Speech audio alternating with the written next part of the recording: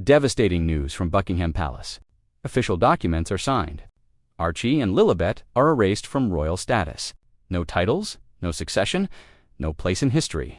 The silence was never ignorance. It was waiting. This is the Crown's final word. Stay with us. Good evening, and welcome to Royal Daily Report, where we uncover the real decisions behind the palace walls.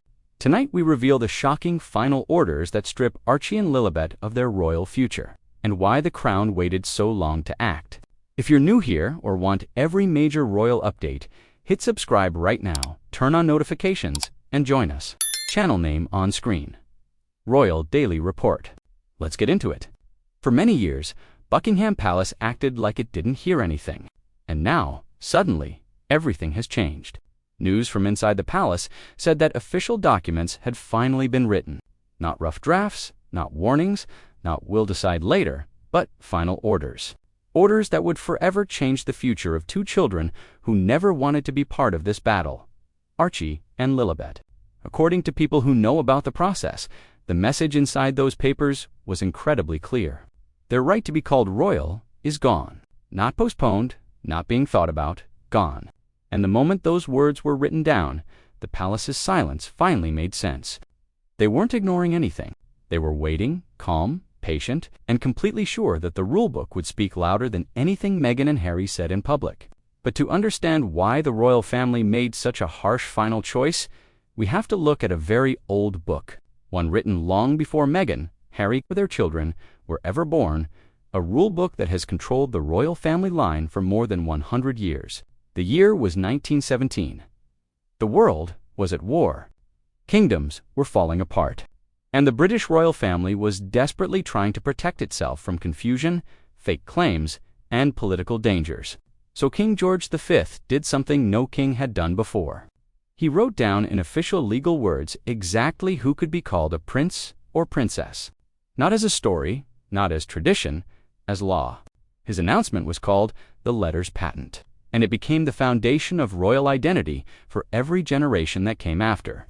Inside this document were 3 strict rules a royal child must follow. Rule 1. The child must be from a real royal family line.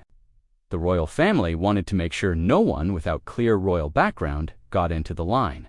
Rule 2. The child's birth must be officially recognized and written down by the Crown, not by a news release, not by a private announcement, by the royal household itself. Rule 3. The child must be connected to the Church of England through an official baptism. This wasn't optional. It was seen as a legal step in royal identity. These rules were harsh, exact, and unchanging. They were created to protect the royal family from exactly what it feared most: confusion. For many years, every royal birth followed these rules perfectly. No shortcuts, no special cases, no problems, until Archie was born and the very first crack showed up in the royal paperwork. Archie's birth in 2019 should have been easy. A happy announcement. Smiling parents. A new baby welcomed into history. And at first, that's exactly how it looked. But inside the legal paperwork, inside the one document meant to protect a royal child's identity forever, something weird happened. Archie's birth certificate at first listed his mother as most legal documents would. Rachel, Meghan Markle, everything normal, everything correct. But later, the document was changed quietly, suddenly, without a clear reason. Meghan's full legal name was taken out and replaced with one phrase: Her Royal Highness, the Duchess of Sussex. Now, usually birth certificates are locked. They don't get changed like school papers or updated like social media posts. They are meant to be permanent. So when this change appeared, it set off warning signs behind palace walls. Meghan claimed the palace forced the change. Palace workers claimed Meghan asked for it. Both sides said the other was wrong, and no one ever gave a final agreed answer. But here's what mattered to the royal family. A royal birth record had been changed. And once a royal record has doubt attached to it, the doubt becomes a crack. One that spreads, one that grows, one that eventually leads to everything falling apart. By the time Lilibet was born in 2021, the palace had already learned something powerful. Silence can be louder than any words, because when her birth came, the world expected a familiar picture. Royal doctors standing by. Official announcements from Buckingham Palace, photographers ready to record the newest member of the royal family. But none of that happened. Instead, the birth of Harry and Meghan's daughter came from thousands of miles away, wrapped in a cheerful news release from sunny California. A modern announcement, a friendly message, a picture-perfect statement. But something was missing. Actually, someone was missing the crown. There was no royal seal, no palace confirmation, no official record, no appearance of any official royal witness. And to those who study royal rules, this wasn't small. This was a signal, a quiet message sent without a single spoken word. We are not claiming this. For hundreds of years, royal births have been treated almost like historical ceremonies. Every detail mattered. Where the child was born, who delivered them, which doctors signed off, how the crown wrote it down. These steps weren't just tradition. They were the royal family's way of saying, this child belongs to our history. But with Lilibet, none of those steps were followed. To the public, it looked like a simple difference. One baby born in the UK, one baby born in America. But to the palace, it was much bigger. A royal child was introduced to the world without the crown's involvement, making her the first Windsor relative in modern times to enter the world outside the royal record. And inside Buckingham Palace, this wasn't seen as an accident. It was seen as a change, a break from the path every royal baby had walked for over 100 years. The quiet rejection had started. Don't forget to subscribe to Royal Daily Report for more royal updates. If the birth made people suspicious, what happened next caused real worry. Months later, Meghan shared that Lilibet had been baptized in California. She spoke warmly about the ceremony, the joy, the photos, the meaning. But behind palace walls, the reaction was very different. Because for royal children, a baptism isn't just a family event. It is one of the main requirements set by the 1917 Letters Patent. It is the moment the child is officially tied to the Church of England, the crown, and the hundreds of years of tradition. It is a legal marker just as important as a birth certificate. But according to sources familiar with church records, Lilibet's California baptism was never registered with the Church of England. To the couple, it was a beautiful celebration. To the royal family, it was a ceremony that didn't exist. And in the royal world, this is not a small problem. This is major.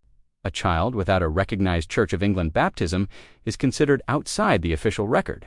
No matter how meaningful the ceremony was inside palace circles, this was seen as an avoidable but permanent mistake. The crown saw it as a break in rules, not by the child, but by the parents. And instead of strengthening Lilibet's connection to the royal family, the event did the opposite. It left her floating between two worlds, celebrated by her family in America, but not recognized by the system she was born into. While these cracks formed quietly, another problem was growing, something far more personal and far more painful. When Meghan married Harry, she didn't just join a family. She stepped into a worldwide story, a royal story. As cracks in the royal foundation grew wider around his children, Harry did something no one expected from a prince who promised he was done with the royal family. He reached back. According to those familiar with the private conversations, Harry made late-night phone calls to the very system he had walked away from. These were not planned calls, not polished, media-ready speeches. They were emotional, personal, begging. He begged the palace to think again. Begged for Archie and Lilibet to be written into the royal record. Begged for the titles he believed his children deserved by blood. To Harry, this wasn't about fame or marketing. This was about legacy, the one thing he thought he could protect even after stepping down. He believed he could leave royal duties behind and still raise royal heirs. But every time he tried to explain, he hit the same unmovable wall. A palace worker supposedly responded to him with a sentence so cold, so direct, that it would ring in his mind for months. This is not about emotion. This is about order, family line, and the future of the crown. And for Harry, that was the moment everything changed, because he realized something heartbreaking. He wasn't just the prince who stepped away from royal life. He had become the prince whose children were being erased from it. Once the palace made its decision, it moved with amazing speed. No cameras, no news conferences, no dramatic royal statements. Just quiet, steady action, the kind the crown is famous for. According to insiders, the results were not gentle, not temporary, not open to discussion. This was the full list of what Archie and Lilibet supposedly lost. No royal titles, no prince, no princess, no ceremonial roles, no official duties, no public honors, no place in the line of succession. Names removed or blocked from the legal order, No crown-funded security. Their protection left completely to their parents. No permanent record in royal files. The books that outlast centuries no longer include them. In the world of royalty, titles aren't just words. They are keys. They open doors to history. They tie a child to a family line. They guarantee a place in a story bigger than any individual. Without those keys, a royal child becomes ordinary. And that is exactly what the palace's final orders did. They stripped away everything that connected Archie and Lilibet to the centuries-old Windsor legacy. Not as punishment, not as revenge, but as following the rules. The royal family had acted, and nothing would be the same again. In the end, Buckingham Palace never shouted, never argued, never tried to out-talk the storm of interviews, podcasts, or documentaries. It didn't need to, because the royal family has always understood its greatest power. Silence. Silence is not emptiness. Silence is strategy. Silence is the crown's way of saying everything without saying a word. For years, the palace watched from a distance, quiet, still, patient. It watched Meghan build her brand as a royal mother. It watched Harry struggle to connect to worlds. It watched the documentaries, the public speeches, the palace criticisms, all without responding, because the royal family knew something the rest of the world forgot. Power is not proven with noise. Power is proven with finality. And when the time came, the crown acted with the cold speed of a system older than empires. It erased titles. It rewrote records.